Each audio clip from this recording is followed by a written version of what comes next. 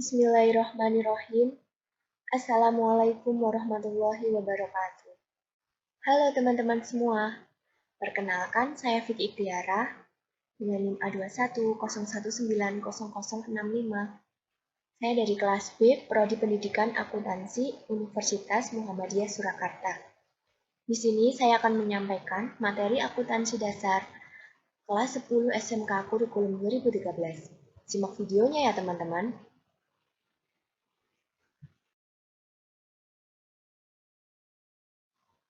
Baiklah teman-teman semua, mari kita mulai pembelajarannya. Namun sebelum kita mempelajari akuntansi lebih dalam lagi, kita harus mengenal apa itu akuntansi. Jadi, akuntansi keuangan merupakan hal yang terpenting dalam sebuah perusahaan. Karena keuangan adalah jantung dari perusahaan itu sendiri. Sebab akuntansi keuangan ini digunakan dalam menyajikan laporan. Laporan apakah itu? Ya, laporan keuangan perusahaan. Karena laporan ini digunakan sebagai tolak ukur dalam pengambilan keputusan oleh pimpinan perusahaan. Jadi mereka mengetahui uang yang masuk dan uang yang keluar itu digunakan untuk apa saja. Dan perusahaan mengalami keuntungan apa kerugian.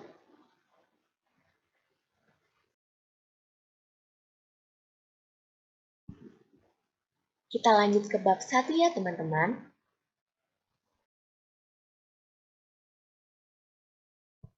Nah, setelah tadi kita mengenal apa itu akuntansi, sekarang kita pelajari lebih dalam lagi, kita lanjut ke bab 1. Yang pertama ini kita akan mempelajari tentang pengertian akuntansi.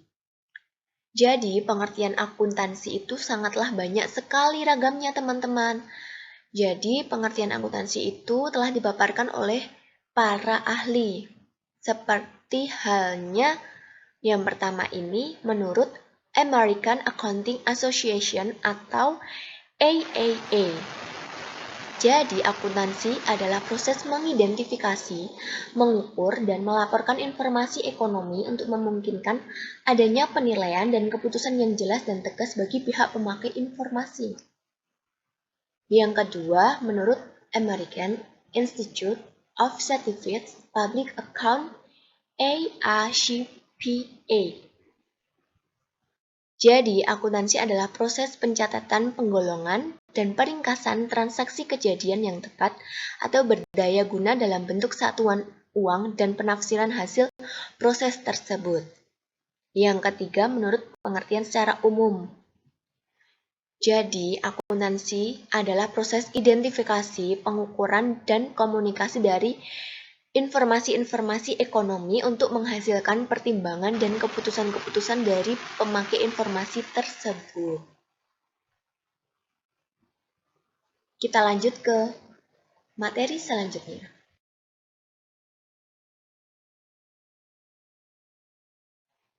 Yang selanjutnya, kita pelajari tentang tujuan akuntansi. Jadi, akuntansi ini dibuat juga memiliki tujuan ya teman-teman. Yang pertama yaitu dapat memberikan informasi mengenai keuangan baik yang berkaitan dengan harta maupun hutang perusahaan. Yang kedua, menyediakan informasi tentang perusahaan pada berbagai sumber ekonomi atau neto suatu perusahaan. Yang ketiga, dapat memberikan informasi keuangan perusahaan yang mana nantinya dapat membantu dalam pembuatan estimasi besarnya keuntungan yang diterima oleh perusahaan. Yang keempat, menyediakan informasi lainnya yang berkaitan dengan laporan keuangan untuk membantu laporan tersebut. Jadi, tujuan dari akuntansi ini pokoknya yaitu khususnya, intinya, yaitu mengelola jalannya keuangan.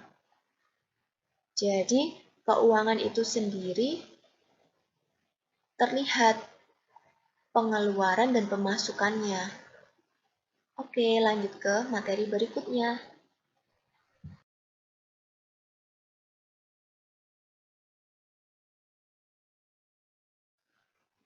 Selanjutnya yang ketiga, tentang peran akuntansi. Jadi, akuntansi ini juga memiliki peranan yang penting dalam kehidupan sehari-hari. Misalnya, yang pertama, menyediakan informasi keuangan. Maksudnya, akuntansi ini menyediakan berbagai informasi dan jawaban yang berhubungan dengan segala macam kegiatan keuangan, dan hal ini merupakan peranan akuntansi yang paling mendasar.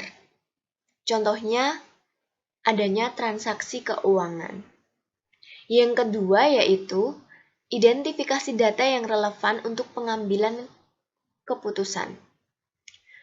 Maksudnya, yaitu data-data relevan mencangkup transaksi dan kejadian dalam perusahaan. Dan biasanya, data tersebut selalu berhubungan dengan tindakan yang telah dilakukan atau telah diselesaikan. Seperti contohnya membeli barang. Jadi, ketika membeli barang harus disertai dengan bukti transaksinya. Jadi, seorang akuntan perusahaan akan mengetahui apa saja pengeluaran dalam perusahaan tersebut. Jadi, uang tersebut digunakan untuk apa saja. Selanjutnya, tentang sumber informasi kepada pemakai laporan. Sistem akuntansi menghasilkan laporan akuntansi yang berbeda-beda, tergantung pada pihak yang akan menggunakan laporan tersebut. Jadi, contohnya yaitu laporan keuangan yang mana banyak pihak luar perusahaan yang menggunakan informasi tersebut. Selanjutnya, yaitu alat pengendali keuangan. Jadi, menggunakan sistem akuntansi, Anda akan mengetahui data yang berkaitan dengan keuangan. Jadi, data-data apa saja yang berkaitan dengan keuangan. Kita lanjut ke materi bab 2.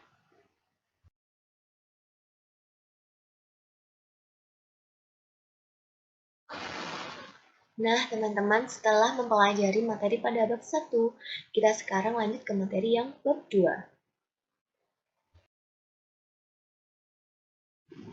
Setelah mempelajari materi pada bab 1, kita akan mempelajari lebih dalam lagi tentang akuntansi dasar pada materi bab 2 ini.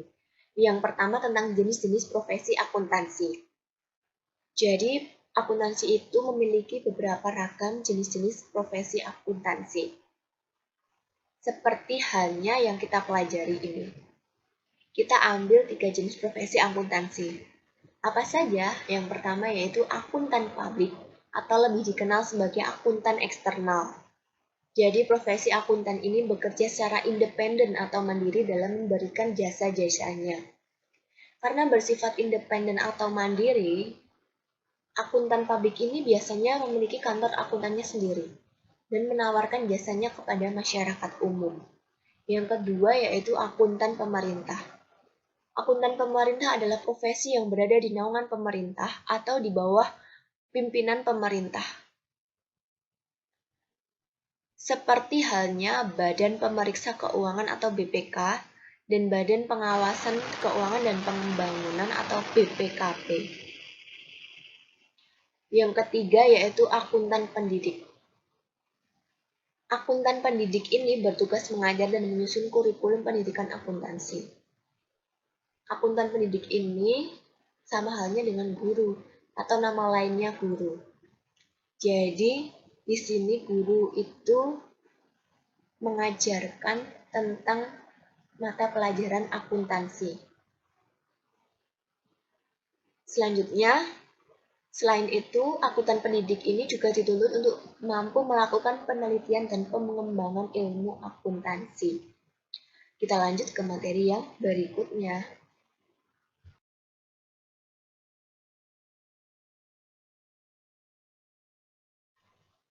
Materi selanjutnya yang kedua yaitu tentang bidang-bidang akuntansi. Jadi bidang akuntansi ini masih berkaitan dengan profesi akuntansi. Yang kita pelajarin yaitu ada 3. Yang pertama akuntansi keuangan atau financial accounting. Jadi bidang ini berkaitan dengan akuntansi suatu unit ekonomi secara keseluruhan. Yang kedua yaitu akuntansi pemeriksaan atau auditing. Bidang akuntansi yang berhubungan dengan pemeriksaan laporan keuangan atau disebut dengan akuntansi pemeriksaan. Yang ketiga yaitu akuntansi biaya atau cost accounting. Jadi, akuntansi biaya merupakan bidang akuntansi yang mencatat dan menghitung serta menganalisis sebuah data biaya pada suatu perusahaan industri. Dalam usaha menentukan besarnya harga pokok produksi suatu barang atau produk. Jadi, tugas dari akuntansi biaya ini yaitu menentukan harga pokok produksi atau barang dalam suatu perusahaan. Kita lanjut ke materi yang berikutnya. Baik, materi yang ketiga yaitu tentang etika profesi akuntansi. Jadi, seorang akuntan juga harus memiliki etika yang baik dalam bekerja. Selanjutnya, fungsi etika profesi di bidang akuntansi antara lain sebagai pedoman bagi seluruh anggota profesi akuntansi tentang prinsip profesionalitas yang ditetapkan, sebagai sebuah alat kontrol sosial bagi masyarakat umum terhadap profesi tertentu, sebagai sarana untuk dapat mencegah campur tangan dari pihak lain di luar organisasi, terkait hubungan etika di dalam keanggotaan suatu profesi. Selanjutnya, bentuk etika profesi akuntansi. Hendaknya seorang akuntan itu memiliki bentuk etika sebagai berikut ini. Misalnya, memiliki integritas yang baik, memiliki sikap mandiri, memiliki kerahasiaan yang terjamin tentang perusahaannya, memiliki standar teknis yang baik, memiliki objektivitas, serta yang paling penting yaitu memiliki tanggung jawab atas pekerjaannya, dan memiliki kompetensi yang unggul. Yang terakhir yaitu memiliki kepentingan publik yang baik.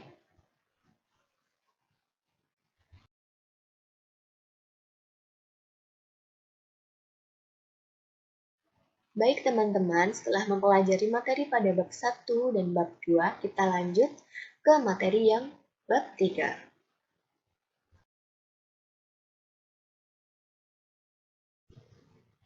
Materi pada bab 3 ini, yang pertama, jenis badan usaha. Jenis badan usaha ada beberapa. Yang pertama, ekstraktif, yaitu kegiatan mengambil barang yang dihasilkan dari alam secara langsung. Contohnya pertambangan, penembangan kayu, dan pembuatan garam. Yang kedua, agraris, yaitu kegiatan yang berhubungan dengan pertanian, perkebunan, dan peternakan. Yang ketiga, industri, yaitu kegiatan untuk meningkatkan nilai ekonomi produk dengan mengubah bentuk dari bahan mentah menjadi bahan setengah jadi maupun bahan jadi atau barang jadi. Contohnya industri tekstil, industri semen, industri pupuk. Jadi, industri ini merupakan kegiatan pengolahan. Selanjutnya, yang keempat, perdagangan, yaitu jenis kegiatan yang tidak mengubah bentuk, atau biasanya berupa perusahaan retail yang membeli barang dari pemasok untuk dijual kembali ke konsumen. Contohnya, grosir pakaian, toko baju, atau sepatu. Yang kelima, jasa, yaitu kegiatan untuk pemenuhan dan penyediaan jasa bagi masyarakat. Usaha jasa ini dapat dibagi menjadi dua, yaitu finansial, seperti bank, pegadaian, dan jasa non-finansial, seperti jasa angkutan umum dan jasa dokter. Selanjutnya, selain ada jenis badan usaha, ada juga bentuk badan usaha. Yang pertama, yaitu badan usaha milik negara atau BUMN. Jadi, pemilik modal BUMN ini ialah pemerintah atau negara. Yang kedua, badan usaha milik swasta atau BUMS. Jadi, modal perusahaan dimiliki oleh pihak swasta. Contohnya berupa swasta nasional atau pihak asing. Yang selanjutnya yaitu badan usaha milik daerah atau BUMD. Jadi, kepemilikan usaha berada di tangan pemerintah daerah atau diawasi oleh pemerintah daerah. Yang terakhir yaitu badan usaha campuran, yaitu merupakan usaha yang modalnya dimiliki oleh pemerintah dan swasta.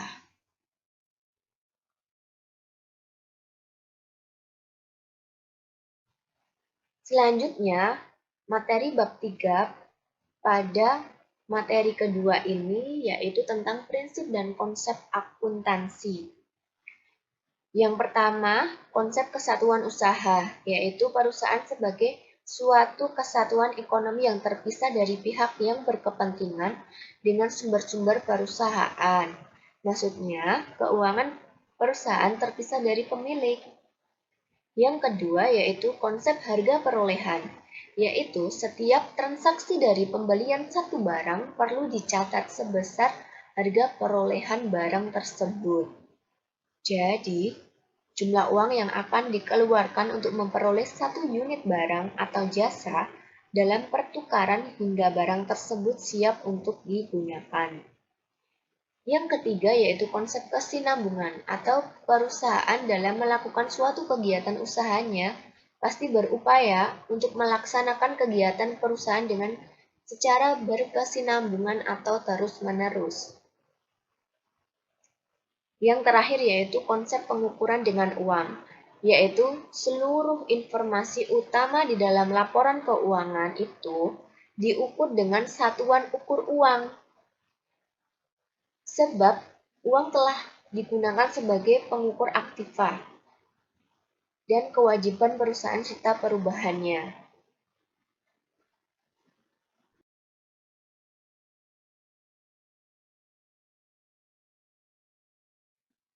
Selanjutnya, kita mempelajari materi yang terakhir, yaitu siklus dan persamaan dasar akuntansi.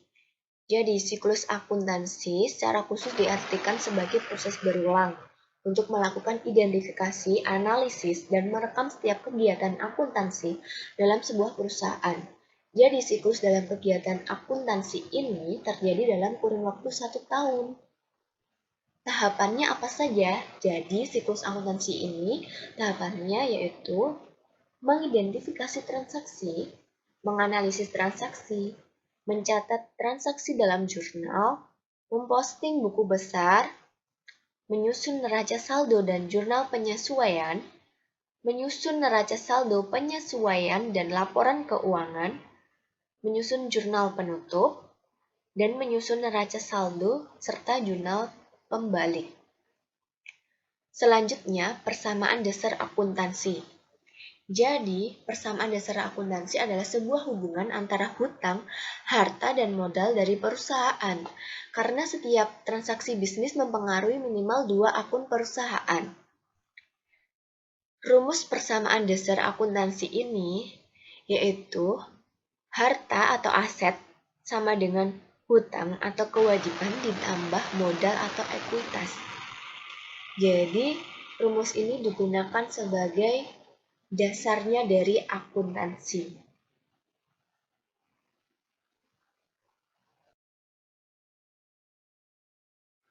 Sekian pemaparan materi akuntansi dasar dari saya. Mohon maaf apabila ada kesalahan kata dan semoga bermanfaat untuk kita semua.